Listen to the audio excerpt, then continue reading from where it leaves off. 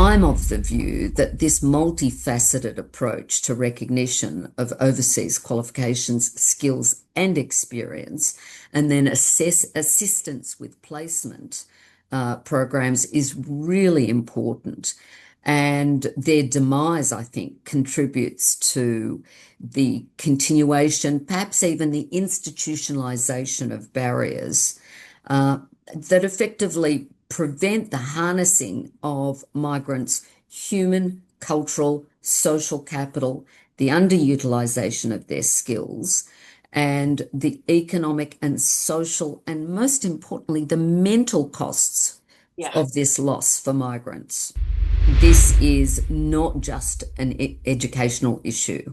It's a multicultural issue. It's a social issue. It's an economic issue. And I think the New South Wales Ethnic Affairs Commission did a report, the Landmark Participation Report, which goes to a whole range of things. In 1978, they came up with 280 recommendations that have all been basically forgotten, including, and I really like the language that they used in this report about the need to recognise the polyethnic nature of the public, and more specifically, the polyethnic nature of the workforce. That is about intercultural communication. I mean, it seems to me that part of the challenge is that there is a complete lack of trust of something that hasn't been, if you haven't had direct experience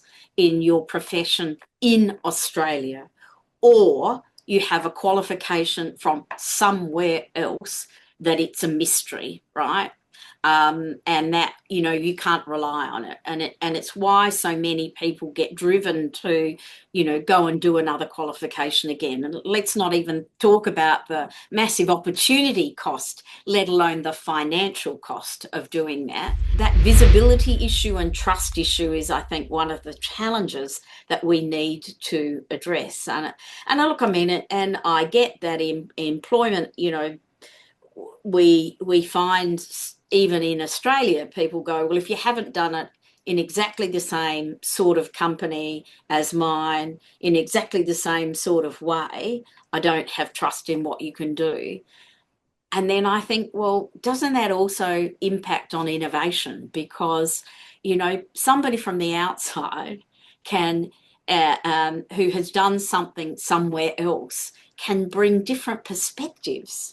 I do agree, and I think the lack of trust is tied to what I call deficit thinking rather than asset perspectives. And I think it's sort of really related to how we view proficiency, particularly in English language. The linguistic capital of migrants is really rarely taken into account. Yeah. Now, and I know that in Europe, most people speak at least two languages, at least, right? And the productivity and trust benefits that come with that are huge. Yeah. Here, we only talk about the lack of English proficiency. We do not recognize that most of these migrants have multiple languages. Yeah.